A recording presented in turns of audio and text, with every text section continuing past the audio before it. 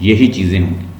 निकालिएगा, आपको मैंने सेंड की हुई है मॉर्फोलॉजी की एक assignment. Morphology, what is morphology? Morphology is a study of forms. आपके पास असाइनमेंट है पीडीएफ फॉर्म में, आप देखें अपना ग्रुप, नहीं तो मैं दोबारा फिर सेंड करने के लिए तैयार हूँ। मेरे पास ग्रुप में, आपके ही ग्रुप में मौजूद है। Have you got in your group? Please open this, इसको ओपन कीजिए। अगर आपको प्रॉब्लम है तो मैं दोबारा आपको सेंड कर देता हूँ, आप उधर से ओपन कर लीजिए। नहीं सर, मिल गई है। चलें, अब इसको ओपन करें। उसके ऊपर वही चीज़ें जो मैंने आपको बताई हैं, हम एक दफ़ा पढ़ेंगे वही हमें याद होती जाएंगी, क्योंकि हमने उनको पहले देख लिया है। अब वो डिफ़िकल्ट नहीं रही, चीज़ें वही हैं। टेक्निकल मैं कहता हूँ कि बच्चों को अगर आप उसकी जो टेक्निकलिटी है, उसके अंदर जो मौजूद होती हैं चीज़ें, वो बता दें तो बच्चे खुद भी लिख लेते हैं। मैं आपको दूसरी ग्रामर जो मेरी जो लिंग्विस्टिक की बुक है उधर से मैं कुछ स्नैपशॉट भी सेंड कर दूंगा। Morphology, what is morphology? Let's see. Respected students, you are listening to the voice of Sarana. Our contact number is 030563194464. Subscribe, like our channel, the ESL Academy. Let's discuss morphology. Definition. Morphology is a study of forms. यानी जो forms है, कभी देखें मैं आपके सामने कहता हूं कंफर्ट, कंफर्ट, अगर तो मैंने खम के ऊपर जोर दे दिया तो ये नाउन है। जैसे मैं कहता हूं his was comforted me, तो ये वर्ब बन जाएगा। यानी मैं इसे वर्ब भी यूज कर सकता हूं, मैं इसे एज अ नाउन भी, इसे एडजेक्टिव भी बना सकता हूं। अब देखें, पहले तो वो एक वर्ब था कंफर्टेड, मैंने वर्ब भी यूज कर लिया, फिर मैंने उसे कंफर्टेबल बना लिया, फिर कंफर्टलेस बना लिया, अनकंफर्टेबल बना लिया, कंफर्टेबिलिटी बना लिया। तो ये फॉर्म्स उसकी बदल रही हैं, वो पार्ट ऑफ स्पीच अपने बदल रहा है, कभी नाउन, कभी वर्ब, कभी एडजेक्टिव, हम प्ले कर रहे हैं उसके साथ। This is what it will increase your vocab as well when you study morphology. Morphology is the branch of linguistic and one of the major components of grammar that studies word structure, especially in term of the morpheme, adjective, morphological. Morphology is a study and description of the word. देखिए, हमने word को describe करना सीखा, उसका base क्या है, उसका stem क्या है, उसका बाउंड मॉर्फीम क्या है, उसका इन्फ्लेक्शन मॉर्फीम क्या है, उसका डेरिवेशनल मॉर्फीम क्या है, लेक्सिकल कहाँ पे मौजूद है, ठीक है, फंक्शनल मॉर्फीम कहाँ पे मौजूद है, फंक्शनल जो फंक्शनल काम करते हैं, जैसे द है, आर्टिकल है, ठीक है, प्रपोजिशनल है, ये सारे क्या हैं, ये फंक्शनल काम करते हैं। और the study of the description of the word in formations as inflection, derivations and compounding. एक कंसेप्ट रह गया, ये भी जरा सीख लें। What is compounding in morphology? Compounding ये होता है कि एक मार्फिम जो है वो दूसरे फ्री मार्फिम के साथ मिलकर एक नई चीज बना दे। मिसाल के तौर पर डॉग हाउस, ठीक है, डॉग हाउस या स्टूडेंट रूम, या इस तरह के जो दो मार्फिम है मिलके एक मार्फिम, डॉग हाउस। अब देखें, दो मार्फिम है वो मिलके उन्होंने एक बना दिया, इसको कहते हैं कंपाउंडिंग का मतलब होता है मिलाना। Morphology is a study of word in formations और स्ट्रक्चर ऑफ वर्ड। वही चीज जो बार बार हमने देखी है, उसकी डेफिनेशन यही है। एग्जाम्पल जी, careless, unhappy, teacher. Careless, care जो है उसका क्या है, वो एक मार्फिम है, और जो फ्री मार्फिम है, लेस जो है उसका बाउंड मार्फिम है, अनहैप्पी प्रीफिक्स है, अनहैप्पी, टीचर मार्फिम। हाँ जी, morpheme is the minimal unit of meaning और ग्रामेटिकल फंक्शन। अब ग्रामेटिकल फंक्शन तो बहुत से हैं, कभी वो पास्ट होता है, कभी वो प्रेजेंट होता है, कभी वो वाहद होता है, कभी वो जमा होता है, कभी वो पार्ट ऑफ स्पीच बदल लेता है। ये सारे ग्रामर के अंदर फिर हम स्टडी करेंगे मार्फिम के। पहले हमने उससे पहले क्या किया, वो ग्रामर नहीं थी, याद रखिए, वो फोनीम्स थे, वो साउंड्स थी, वो 44 थी, वो वावल्स थी, वो कॉन्सोनेंट थी, उसमें 44 थे, उसमें 44 साउंड थी, उसमें 24 कॉन्सोनेंट थे, उसमें 20 वावल थे। वावल को मजीद ब्रेक डाउन किया तो उसमें मोनोथॉन्ग थे, उसमें डिफ्थॉन्ग्स थे। So that was a study of phonology, that was a study of sound. But now we are studying the study of word. हम स्टडी ऑफ वर्ड देख रहे हैं, कहां अफिक्सेशन लगाते हैं, कहां प्रीफिक्स है, कहां इनफिक्स है, कहां पोस्टफिक्स है, कहां सफिक्स है, सारा कुछ हम देखेंगे। It is a meaningful linguistic unit consisting of word such as man और a word element such as ed in walked. Walk को अगर गौर से देखें तो दोनों को मैंने एक को रेड किया हुआ, एक को ब्लू किया हुआ, गौर से देखें। वाक्ड, वाक के अंदर दो मार्फिम है, एक तो वाक खुद है, दूसरा ईडी। अब आप मुझे बताएं, यहां पे अमरीन आप बताएं इसके अंदर मार्फिम कितने और मार्फ कितने हैं वाक के अंदर?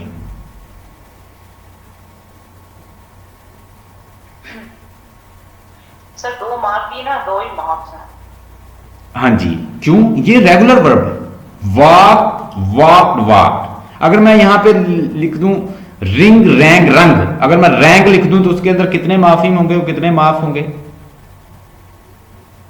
रैंक लिख देता हूं, रैंक माफिम दो होंगे और माफ कोई नहीं होगा, जीरो ना। माफ उसमें एक होगा, क्योंकि रैंक को तो हम फिजिकल फोनेटिक रिप्रेजेंटेशन दे सकते हैं ना रैंक की। तो दूसरी जो दूसरी फॉर्म वो अपने अंदर कंटेंट किए हुए है, वो तो जीरो है, वो हम उसे उसको जस्ट बता सकते हैं कि सेकंड फॉर्म भी है इसके अंदर। तो this is what it is having two morphing but one morph. I hope you've got the point. That can't be divided into small meaningful parts. अब आप देखेंगे कि ये जो ईडी और वाक है, इसको आप मजीद ब्रेक डाउन करके देखें। वो कहता है इसे ब्रेक डाउन करेंगे अपना मन ही खो देगा। आप डब्ल्यू ए कर दें, फिर एल के कर दें, फिर ए एल के कर दें, फिर डब्ल्यू ए एल कर दें, तो यह कोई मान ही नहीं रखता, जितना मर्जी तोड़ते जाए इसको। That can't be further subdivided. It is the smallest morphological unit that can't be subdivided into small parts. In English word like talk, talks, talkers, talked, talking, अब देखें एक वर्ड है, we've got one talk। अब talk को हम as a noun भी use कर सकते हैं, हम इसको एज अ वर्ब भी यूज कर सकते हैं। talks, talker, talked, talking must consist of one element talks and a number of other elements such as, ये सारे मार्फ्स हैं ना जो उसके साथ मार्फीम्स लग रहे हैं, तो वो अपने मानी चेंज कर रहे हैं, such as as, es, er, ed, ing, these are the morphemes and we added and changes meaning। अपने मीनिंग भी चेंज करता जा रहा है, इवन के पार्ट ऑफ स्पीच भी चेंज होते जा रहे हैं। ये है डेरिवेशनल मार्फीम, लिख लें इसको, नोट कर लें, it is a derivational morpheme. मैं दूसरी मिसाल देता हूं, इन्फ्लेक्शनल मार्फिम क्या है कि वो पार्ट ऑफ स्पीच चेंज नहीं करता, वैसे ही रहने देता है। मैं डॉग है तो डॉग को मैं डॉग्स बना दूंगा, वो फिर भी नॉन ही रहेगा। ये इन्फ्लेक्शनल मार्फिम है।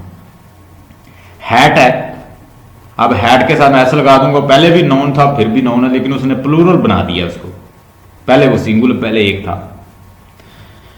रीओपन, ओपन्ड, ईडी और ऊपर ये पहले प्रीफिक्स लगाया उसके बाद ईडी लगाया। Minimal and meaningful against minimal unit of minimal unit of grammatical functions indicate past tense. ठीक है जी। टूरिस्ट्स, अब टूवर जो है वो एक मार्फीम है जो कि एक स्टैंड कर सकता है, जिसको हम फ्री मार्फीम कहते हैं। आईएसटी जो है वो उसके साथ क्या है, वो उसका एक मार्फिम है, और मजीद हमने उसके साथ एक और लगा दिया, डबल मार्फिम लगाए। Minimal unit of meaning toward, minimal unit of meaning IST, फिर लगाया marking person who does something, यानी टूरिस्ट कौन होता है? अब पहले तो वो नाउन था, फिर वो क्या बन गया? टूरिस्ट। पहले भी टूवर जो है एक नाउन है, अब टूरिस्ट जो है वो बंदा है जो करता है tour. Marking person who does something. Minimal unit of grammatical functions indicates a plurals. Types of morphem, ये हमने पहले भी देखा, एक फ्री मार्फिम होता है, एक बाउंड मार्फिम होता है। हाँ जी, फ्री मार्फिम वो है जो, अब मुझे इसे पढ़ने की जरूरत नहीं है, आप खुद भी किसी भी बुक, लिंग्विस्टिक की कोई भी बुक होगी आप पढ़ सकेंगे। फ्री मार्फिम ऐसा मार्फिम है जो खुद स्टैंड कर सकता है, जिसको जरूरत नहीं है, जैसे बुक है, जैसे फैन है, जैसे रीड है, जैसे फिश है, जैसे लव है, ये खुद स्टैंड कर सकते हैं। जैसे ईडी है। अब बाउंड मार्फिम कौन से हैं? जो खुद कोई अपनी कोई उनकी वैल्यू नहीं है, अगर वो वैसे खड़े रहें तो वो उनकी कोई वैल्यू नहीं है। अब फ्री मार्फिम में मजीद वो कहता है कि are those that can stand alone as word they may be lexical morpheme, जैसे serve, press, grammatical functional morpheme जैसे एट, एंड, ये सारे क्या हैं? ग्रामेटिकल फंक्शनल, ये भी मार्फिम है। जैसे मैंने बताया एट है, दा है, एंड है, ये सारे functional मार्फिम। In English, free morpheme can be identified as set of the separate word forms such as basic, noun, adjective, verb, etc. अब उसने बताया कि फ्री मार्फिम वो होते हैं जैसे एडजेक्टिव है, जैसे किसी चीज़ की सिफ्त है, जैसे किसी का नाम है, जैसे किसी कोई वर्ब है, केयर, टीच, हेल्प, ये सारे क्या हैं? फ्री मार्फिम। बाउंड मार्फिम में मैंने पहले बताया ईडी, लेस, आईएनजी, अन, ईआर, अनहैप्पी, जैसे अन है इसमें, टीचर के अंदर ईआर जो लगा हुआ है, लेस जो केयरलेस के साथ, टाक्ट, ईडी जो है टीचिंग के अंदर, आईएनजी जो, ये सारे bound morpheme. All prefixes suffixes are bound morpheme. जितने भी प्रीफिक्सेस सफिक्सेस सारी फिक्सेस ये सारे बाउंड मार्फिम। आ जाए नीचे। There are number of English words in which the element treated as stem is not a free morpheme. Stem जो होते हैं, ये कहता है ये सारे जो हैं वो फ्री मार्फिम नहीं होते। देखें, अब ये आपके सामने कुछ वर्ड्स हैं, मैंने शायद आपको बताया हो कि रूट वर्ड और होता है, स्टेम और होता है। बात याद रखिएगा। जैसे मैंने आपसे अपीयर की बात की, अपीयर, APPEAR, अपीयर जो है खुद एक रूट है, ठीक है। डियर अपना एक रूट रखता है, ठीक है। लेकिन रिपीट और रिड्यूस और रिसीव जो है ये स्टेम है। अगर मैं री साथ से हटा दूंगा तो रिपीट भी कोई लफ्ज नहीं होता, सीव भी कोई वर्ड नहीं, ड्यूस भी कोई वर्ड नहीं बन रहा। तो ये स्टेम है जो बन के बने होते हैं कोई किसी के साथ। तो कहता है जितने भी स्टेम होते हैं ये कोई फ्री मार्फिम नहीं होते। रूट हां फ्री होता है। अगर तो वो रूट जो है वो अपना कोई मानी रखता है, स्टैंड कर सकता है, तो उसे हम रूट कहेंगे कि ये फ्री भी है और रूट भी है।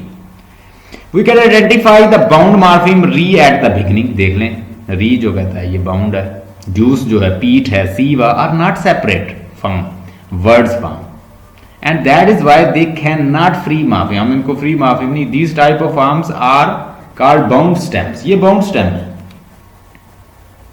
टाइप्स ऑफ द मार्फिम देख लें जी। एक लेक्सिकल मार्फिम होता है, एक फंक्शनल होता है। फंक्शनल में लिख लें, फंक्शनल में जैसे दा है, जैसे टू है, प्रपोजिशन है, ठीक है। ये सारी चीज़ें जो हैं फंक्शनल मार्फिम है। और लेक्सिकल मार्फिम्स वो हैं जो लफ्ज़ हैं, वर्ड्स हैं, अपना को मानी रखते हैं। Lexical morphemes is that set of ordinary noun, adjective, ये नोट कर लें कि ये नाउन होता है, एडजेक्टिव होता है और वर्ब होता है। ये क्या है? Lexical मार्फिम। A word that convey information in a text or speech act is known as lexical words. Why are they treated as open class of words? अब देखें जी, इनको हम क्लोज्ड, जितने भी फंक्शनल मार्फिम हैं उनको हम कह सकते हैं कि ये क्लोज्ड, ये क्या है? क्लोज्ड वर्ड है, ओपन क्लास ऑफ वर्ड नहीं है। नाउन, वर्ब, एडजेक्टिव ये सारे ओपन हैं, इनसे हम नई नई चीजें इनसे बना सकते हैं। They are treated as a open class of word because we can add new lexical morpheme to the language rather easily. We can create, अब टू के साथ अब मजीद तो कोई चीज नहीं मिला सकते, दा के साथ अब कोई चीज मिलाएंगे तो वो रॉन्ग हो जाएगा। ए या एन के साथ भी कुछ नहीं मिलाया जा सकता। कहता इन द, हाँ जी। फंक्शनल मार्फिम कौन से हैं? एंड है, जैसे अब एंड के साथ एस लगा दे, एंड्स, या कोई एंड लेस कर दें तो वो गलत हो जाएगा, या दास कर दें वो भी रॉन्ग हो जाएगा। यानी इनके साथ आप मजीद कोई चीज़ ऐड नहीं कर सकते, इनको हम कहते हैं क्लोज्ड हैं ये functional. Why are they called closed class word? They are called closed class of word because we almost never add new functional morpheme to the language.